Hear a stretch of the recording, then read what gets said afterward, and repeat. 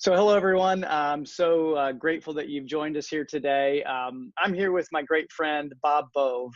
Bob is part of a company that is his company called the 4-8 Group. And he's just got an amazing story, a great organization. And I just simply wanted to share it with you today. So Bob, welcome. So glad to have you here. Thank you, David. Very humble and very grateful to have this opportunity. Thank you. So tell the folks watching a little bit about your organization, a little bit about you. Just kind of give us a little bit of a snapshot of your story. Yeah. So just I always tell people I'm just a product of a public high school, public education, and state college. So I'm not the brightest guy out there, and had very humble upbringings. I'm so grateful that I was able to be born and raised. Well, actually, I was born in Texas, but raised here in Lorain County, a town very similar to where you're from. I mean, a blue collar town, steel mill, Ford plant, that type of thing. And we just were blessed that we were always taught to, to treat others. The golden rule, we heard the golden rule was treat others the way you'd want to be treated. And I sort of think that's wrong. I mean, I was taught to treat others the way they wanted to be treated, and to always treat others as equal. So I was able to have that humble beginning. I went to Bowling Green, had several sales positions up until I was the age of 43. I told my youngest daughter, who was struggling in college, not figuring out what she wanted to do, what 19-year-old really does know. And I said, don't worry about it. You'll figure out hopefully quicker than your old man, because it took me to the age of 43 to figure out what my purpose in life was. And even at that time, one of the things that I often get asked is, why did you start this business? I think if most people are honest, the reason I started this business, quite frankly, was to make money. Sure.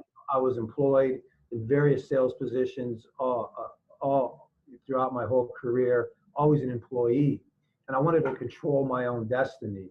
But quite frankly, at the age of 43, I wanted to support my family.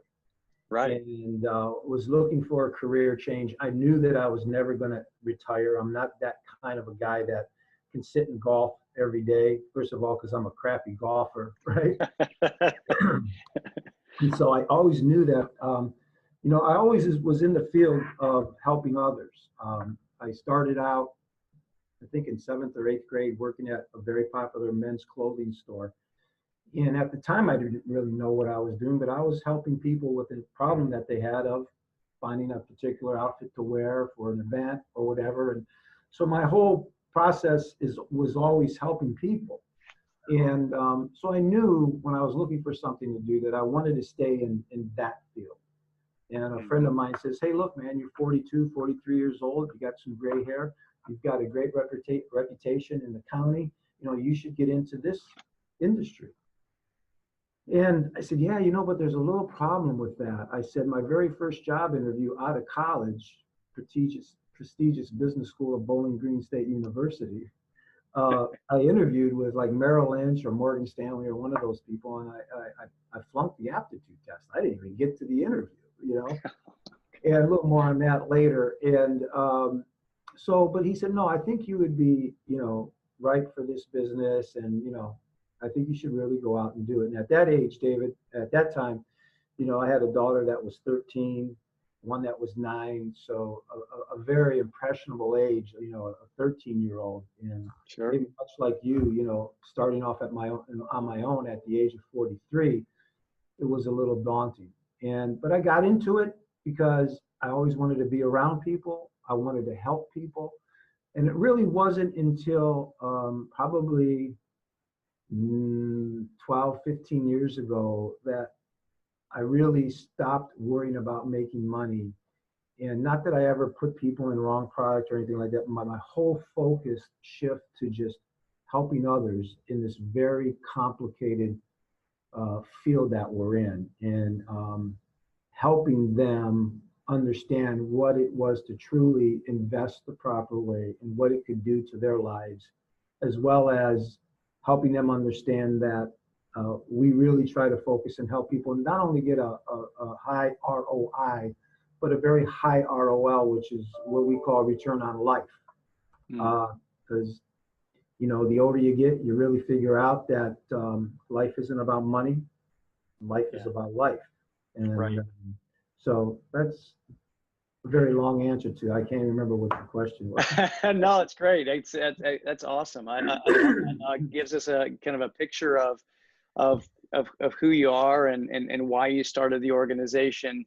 Tell me a little bit more about that term that you used, return on life, because first of all, I know that I know what it is. We've talked about it before, but share that with a greater audience, because I think that has such a tremendous meaning if people will really grasp onto what you're trying to convey. Yeah. So often, in our industry, man, our industry is just terrible at this. You've all seen the commercials. What's your number? What's your number? And how much you need to be able to retire. And I use a picture in when I'm doing my employee education meetings of a guy on a hamster wheel, and he's running on that hamster wheel and he's chasing a dollar bill. And I ask the audience, how many of you can identify with this guy?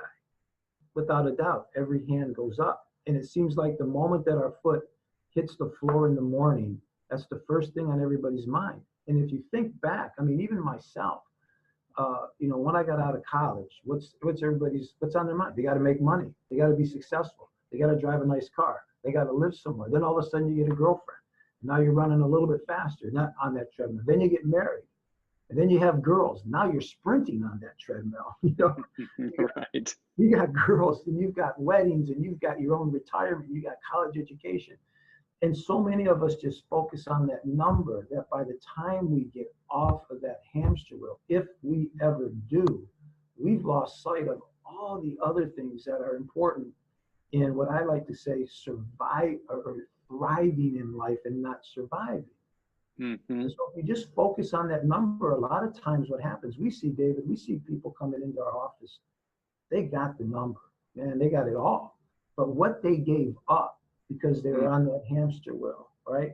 They gave up of their relationship with their spouse, their kids, right? They don't really have any friends because all their friends evolved around work. They might be out of shape. And they don't have any faith with whoever their faith is with. Right. But they got the number, but they don't have anything else. And that's a terrible, terrible way to play the back nine of life. It's just by having that number and not having all these relationships. So we call return on life is basically having the best possible life you can with the money that you have. In other words, don't let the amount of money dictate to you on how you're going to spend your retirement. And we have a term for retirement called desirement. Yeah. Tell me a little bit more about that, desirement. I love that term. Yeah. So desirement, we like to say is having enough purpose to get your butt out of bed in the morning and enough wealth to sleep at night. And to dive a little, amazing. Having enough purpose to get your butt out of bed in the morning and enough wealth to sleep at night. And people say, well, I don't know what my desirement is. I say, well, close your eyes and think about the people in your life that make you the happiest and the experiences that make you the happiest. And then make sure that those people and those experiences are front and center. Put your finances around that. The heart of the matter is your desirement and those people that you want to spend the rest of your life with and those experiences that you want to have. And then focus in on the money. But first you have to be really dialed into that. And then we can help people achieve that desirement. So return on life to me is way more important. Our investing world, if you follow the prudent ways to invest, investing is real simple. But it's thriving in life. That is, I can't tell you how many people I know and and maybe I know I was one of them, just surviving at some point in time. Yeah. Right. And still I have to be reminded constantly on the things that we have to do to thrive and not just survive this crazy game of life. I love that, Bob. Yeah. You know, when I was listening to you talk about having someone like really like close their eyes and talk about what do they see, who's around them, I think that's such a powerful process. And I think people forget about that aspect of their life of what is it that's going to drag their butt out of bed and have some excitement of life and really enjoy this thing that we call life, because I mean it's short. Yeah, it is, and especially in today's culture. I read something the other day where it says, yeah, the culture that we're in today is not really ideal, but we do not have to be slaves to that culture. That's right. Yeah, that's right. Well, and speaking of culture, what's interesting is you've created an organization around these concepts. Tell me a little bit about how you've developed your organizational culture, and if you have any what I would call success behaviors that that your team lives by. Tell me a little bit about those. Yeah. Sometimes I think culture is a word that's a little overused sometimes, and I think, been asked that question a lot, and I've been thinking about it. Um, I think the culture of a company is you. I mean, I am the culture of this company. And I believe that it all starts, going back to when it was just me, I was the culture, right? Yeah, right. And I think if in your heart you truly want to do your career, or it's funny, somebody told me, I'm going to jump all over the place here. It's funny that the word career, 2/3 of the word career is care. Oh, yeah. CAREER. So 2/3. So if you truly care about whatever it is that you're providing your clients, and if you truly care about your employees, it's all about you. You are the culture, right? It's just like being a parent, right? No one taught us how to be a parent. We learned from our parents. Right. But when you say, what are you teaching your kids? A lot of times it's your actions. It's not by what you're telling them, it's by what you're doing in front of them. And it is the same out here. And a lot of times I catch myself. I mean, I come in here and if I had a bad day or something, I'm like, okay, you can't show that. You better start preaching or practicing what you preach. So I think that we, I hate the word leader, but as the leader of the organization, you develop that culture based off of who you are. And I go back to my upbringing, if you truly are a humble person, if you truly know that your purpose in life, regardless of whatever your gifts and talents are, is to serve other people, and to be able to allow these people to do things that they never thought that they would be able to do in their lives, and allow them the freedom and the culture to the environment to do that to me is a culture. Now you've got to maintain that culture, right? And you're going to maintain culture by the people you bring in. Every time we bring someone in, we're looking at bringing someone in new, and I'm having my COO, sit down with her and I said, I want you to go out, I want you to meet this person, and I want you to see, do you think she's going to fit in with I said, I think she is, but then I need you to reinforce that. And this person will meet everybody in here because we have a great culture in here and we want to maintain it. So I think maintaining it is something that you can control, but I think deep down, the culture of any company is who that person is that's leading the company. I agree with you, Bob. It's so interesting because when I talk about culture, I talk about defining it in terms of behaviors, and what you're saying is that leader is the one who's modeling those behaviors. And so if you're modeling those behaviors, then you're able to then continue to perpetuate that culture. But also you bring up a really good point about selection and selecting the right person that will fit into those behaviors. And I think that that's a really important component of preserving that culture of an organization. I mean, the old saying, one bad apple, right? I mean, it's so true, Yeah, it is.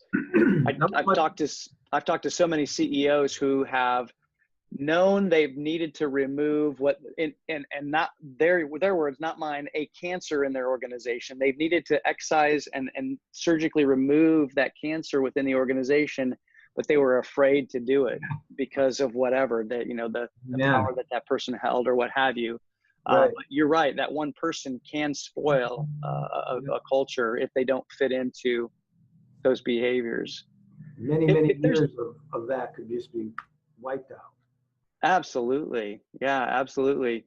If there was one thing or one behavior that you felt was most important for your organization, or really any organization, what would you say that is? What's that one behavior? Yeah.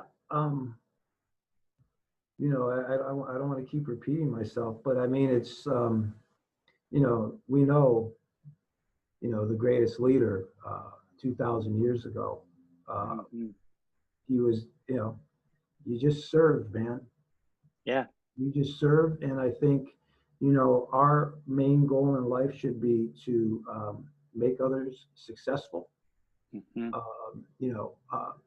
I don't care who it is, whether you just meet someone in the grocery store, if you try to leave them in a better place than they were when you met them, that moment that you met them. And if you just understand, and really realize, I think trying to figure out what your gifts and talents are sometimes is difficult, but you have to, I think, forget who said it.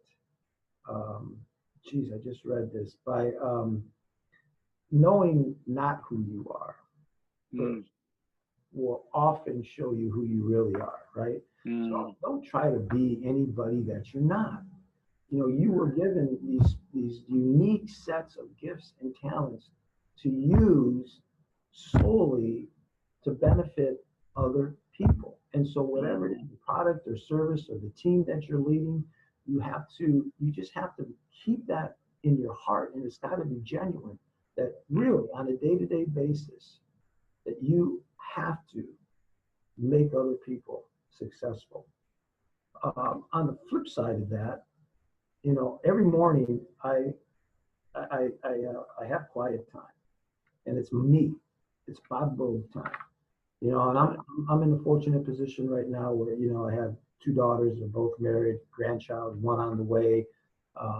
My wife works here at the office, so we're empty nesters. So it's real easy for me every morning from 6:45 to 8 o'clock to sit down and do the things that I do on a day-to-day basis. That is me, right? It's all about me at that point in time, and doing the things that I do, learning the things that I learned. But as soon as I come here, it stops about me, and it's all about serving other people. And I think that's the most important thing. And there's other things. I mean, we talk a lot about gratitude, and I mean, these Yeah. sticky notes that you see on the wall back there, if you can see them, it's our Yep. gratitude. I think that's very, very key. But if I had to pick one thing, I mean, humility's in there. It is knowing that. I think Rick Warren says it in his opening of his book. It ain't about you. Mm-hmm. The purpose-driven Yep. life. It's not about you. It's about others. Right. You know. Yeah. Yeah. Yeah, I honestly think that that's such an important concept to grasp, especially in this world where everybody thinks it's about them. I mean, if you think about, the selfie generation, it's like, hey, let's take a picture of me, and it's about me and my and all of this stuff about us, focused inward. But at the same time, what you described is really important, that I think to remember to take time for you. But then once you get out into the world, it's not about you, it's about Yeah. serving others. But you fill yourself up first so that you can serve Right. others, and so that you can give to others. And I think that attitude and is, we have a small organization here. We have 8 people, but I don't know if that, and I'm sure it can, but again, I think the larger the company gets, if it's a public company, that whole serving others first I think that's really, really harder to maintain. I mean, there's so many cases, you look at Enron, Ken Lay was the son of a pastor. And I just read that in a book that he wrote prior to Enron's, downfall, was that, I'll get the quote wrong, but it was something that if you can provide an environment that's high in integrity, right, and again serves others and allows others to reach their full potential, that's a great organization. Well, somewhere along the line, man, he lost sight of that, right? And I think it's harder to maintain that, and I could be wrong, it's just my opinion, the larger the companies become. I think Chick-fil-A is a great example of that not happening. Right? Absolutely. I was privileged to meet someone at a fairly large company in New York City recently, that a company of I think they have maybe 700 or 800 employees, and the heart of the CEO is to do exactly just that, is to connect with the people of the organization to make sure that they are being fulfilled and right. Are serving others. So it is hard, but I think it is also something that is becoming, I think more people are becoming aware. I agree. That really is the true model. And it's the success model, I guess, if I were to name it that, is to serve others. Right. Yeah. There's definitely movement going on, which is cool. I love it. I love it. So if there was if some piece of advice that you would give to another leader, it could be an aspiring leader. I work an awful lot with emerging leaders, what I call emerging leaders. What piece of advice would you give to those emerging leaders, those leaders who perhaps are new to their position? Maybe they're young, maybe they're not, but what would you tell them? I've been watching this phenomenal series on NFL Network called A Football Life, and they just did a series on Vince Lombardi, and I think I'm a perfect example of this quote that he said, was that leaders are made, they're not born. Okay. And the price of hard work and effort is something that we all have to understand in order to achieve any goal that is worthwhile. So I told you at the beginning, I don't like to use the word leader, and my education and the fact that I was a sole proprietor. And I think, the only thing that I would tell those people is, it is about hard work. There's no secret to success. There's no secret to being a good leader. It's all about hard work, and it's all about who you are. And I used to think that leaders were born, right? No, you're not a born leader. You're made a leader, right? Through all this hard work and all the life's experiences. I think too, a key thing that helped me out was understand, if you're the smartest dude in the room, you're in the wrong room. That's what the used to say way back in the day. So make sure that you surround yourself with people that have already walked the path that you're about to walk, and be humble and learn from them, and just work your butt off. Another good quote from Lombardi that I just saw this weekend was that he always wanted his people to try to achieve perfection, and knowing that none of us will ever achieve perfection, but by working towards that, you could capture excellence. Yeah, I love that. I love that. Yeah. And again, it's just all about hard work. Right. That is it. Hard work and serving others. Love it. I love it. So one last question for you, Bob. So this is probably a little bit more on a personal note, but what are some things, like if you could list 3 things that bring you joy and maybe your return on life, what would those be? Yeah. See,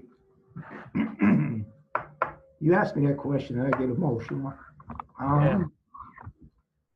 Love it. family, for sure. Mm-hmm. You know, I've been married 36 years this year, and Right on, man. Right on. Congratulations. 2 daughters and a granddaughter, and one on the way, another grandchild on the way.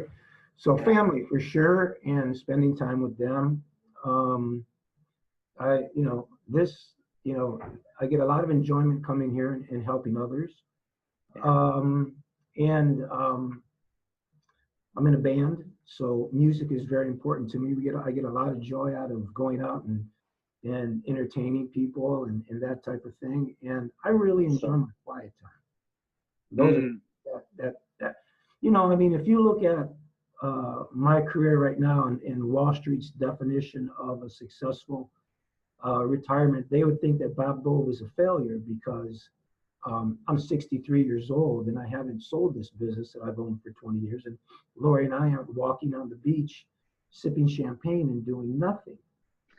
And that's not my idea of a successful retirement. That's not my idea of joy. And that's why I think it's so important for others to understand that their desirement, you know, is totally going to be different than Bob Bowe's. And Mm-hmm. You really have to focus on those things, those experiences, you know, and those people that are going to bring you the most joy. And Yeah. me, those are the things that bring me the most joy.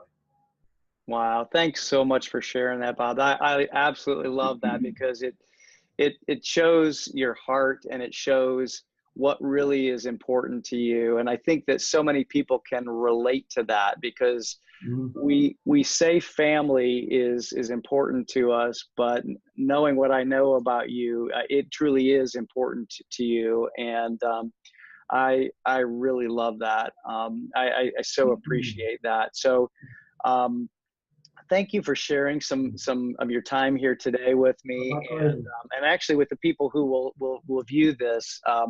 And for those of you who are watching, Bob is an amazing financial planner, retirement planner.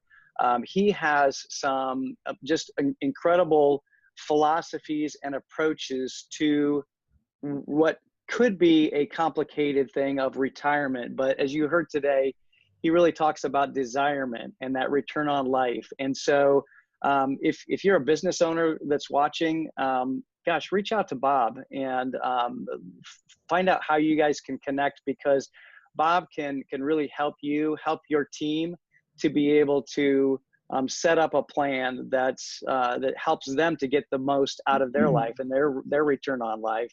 Bob, tell people how they can get a hold of you. Excuse me. Yeah. So they can reach out at, they can go to our website at the48group.com, the 48 group, just 48 group.com. They can also call the office at 440-985-1141. For those interested, I know you know what the 48 group is all about. Yes. Don't mind me Please sharing. Please share it. I'd love for you to. Back as the group started to grow, I wanted to name the company something besides just, you know, Bove Capital Management or something silly like that. And I was reading a book that I suggest everybody reads. It's Tommy Newberry's book, 40 Days to a Joy-Filled Life, the 4-8 Principle.